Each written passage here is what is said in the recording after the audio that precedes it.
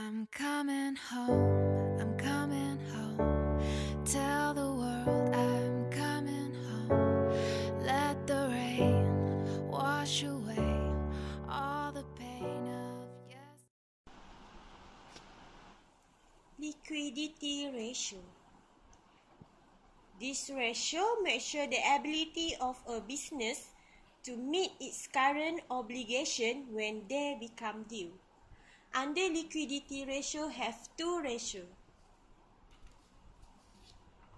That is current ratio and acid test of quit ratio. Under current ratio is current ratio equal current asset over current liability. Example,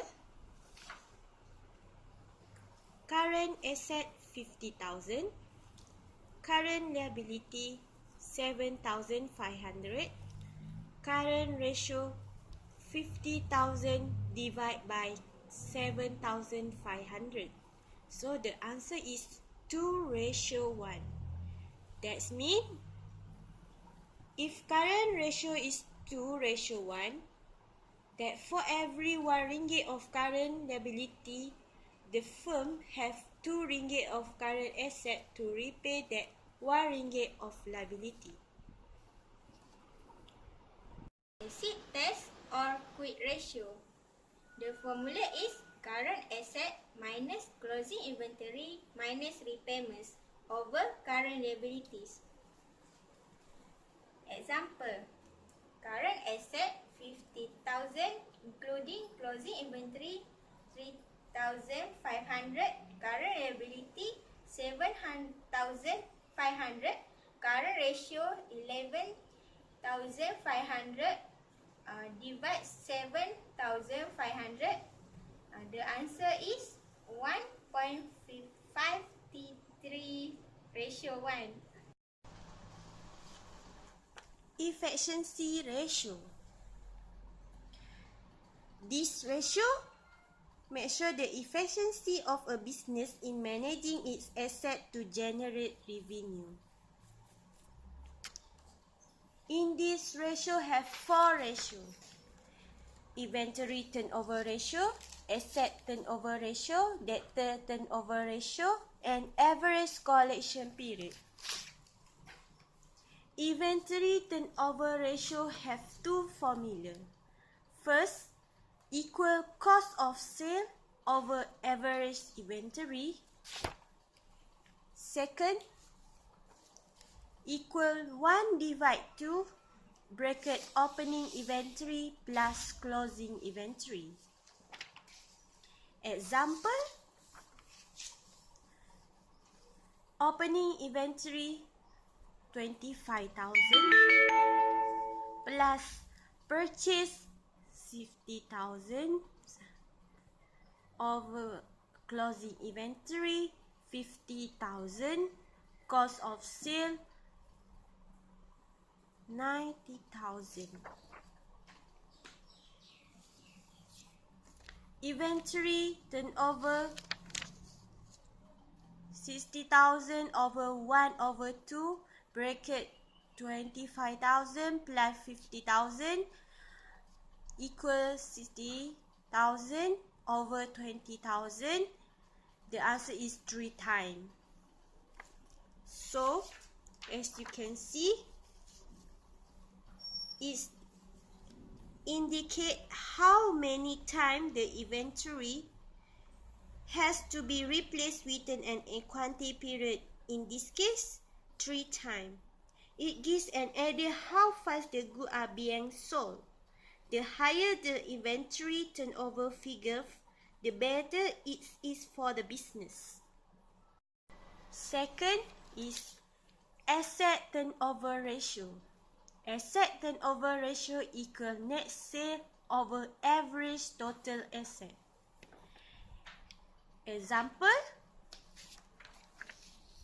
Sally Company Financial Statement Report, beginning asset 50,000, ending asset 100,000, net sale 25,000.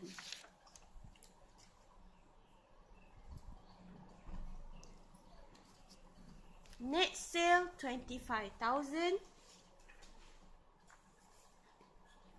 Average total asset 50,000 plus 100,000 divided by 2. The answer is 0.3033.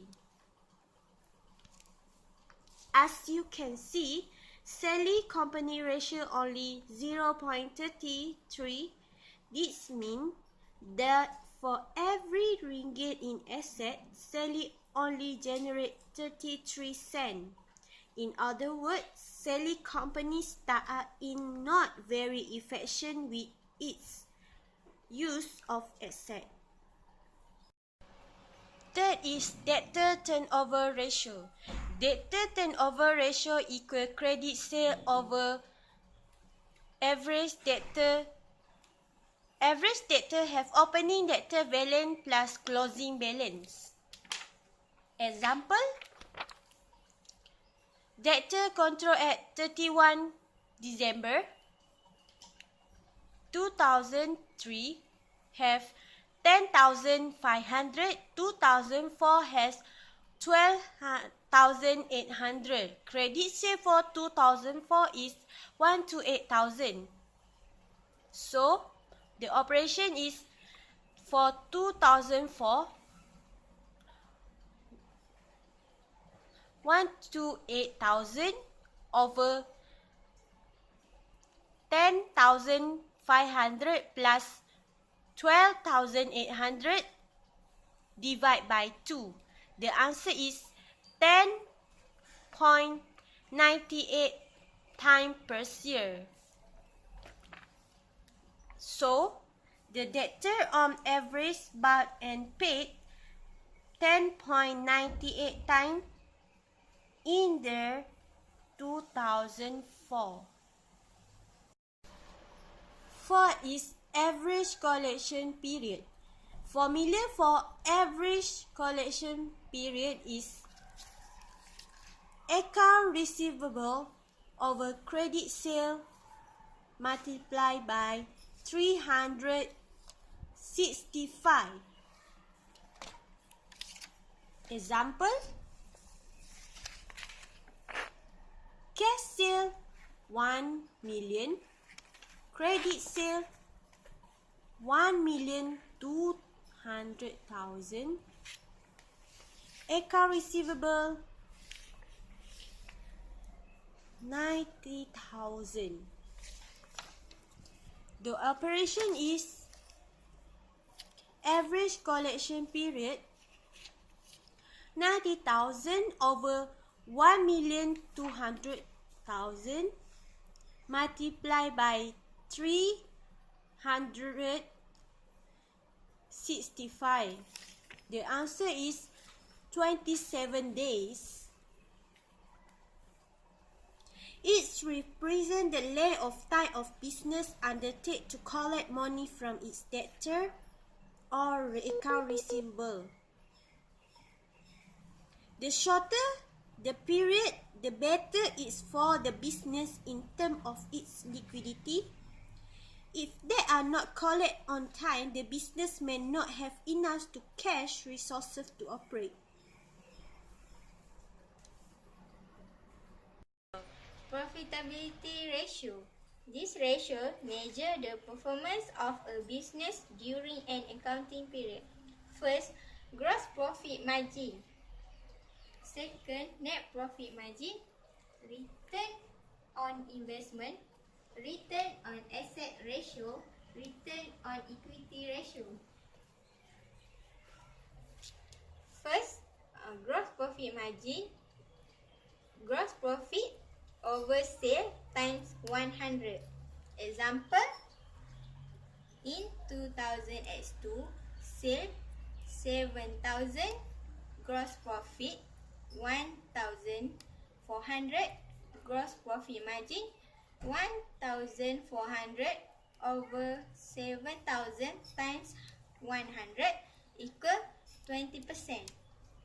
In 2000x2, sales 8,000, gross profit 1,000, gross profit margin 1,000 over 8,000 times 100 equal to 12.5%.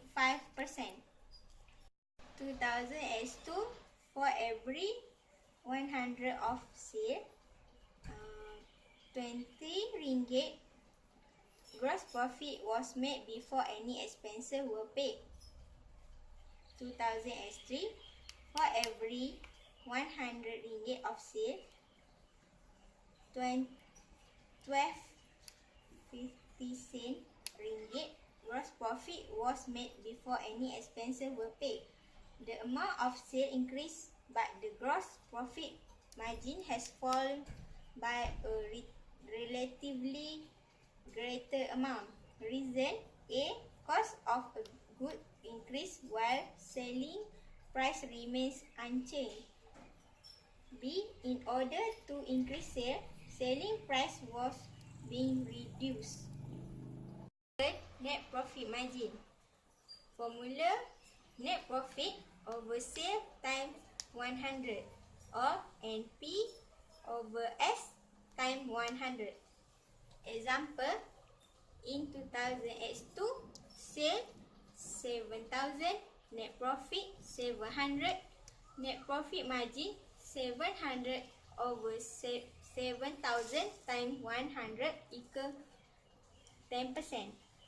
In 2000x3, sale 8,000, net profit 500, net profit margin 500 over 8,000 times 100 equal 6.25%.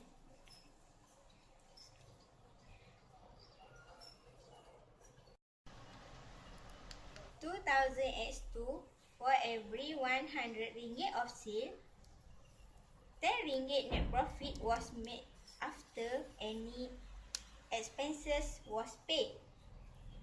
2000x3, for every 100 ringgit of sale, 6 ringgit 25 cent net profit was made before any expenses were paid. Third is return on investment. The formula is net profit over capital employment times 100. Example, return on investment equal 15,000 over 65,000 minus 30,000 times 100% equal 50,000 over 35,000 times 100%. The answer is 42.9%. This is perfect. The most important of the profitability ratio. It indicates the ability of the business to make better use of capital. Fourth is return on asset ratio. The formula is net income over average total asset. Example, 20 million over 1 million plus 2 million divided by 2. The answer is 133.33%. And lastly, return on common equity. The formula is net income over shareholder equity. Example, 100,000 minus 10,000 over 10,000 times 5. The answer is 1.80.